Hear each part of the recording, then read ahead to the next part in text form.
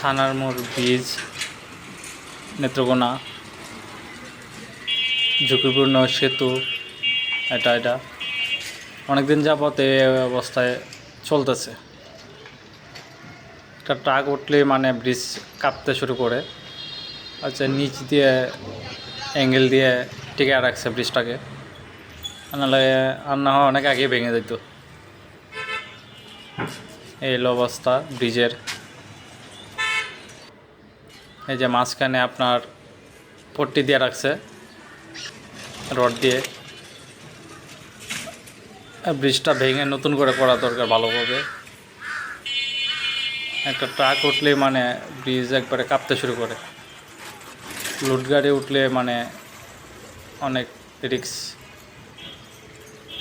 এই হলো অবস্থা থানার মোড় ব্রিজ, নেত্রকোনা। এই হলো, ধন্যবাদ।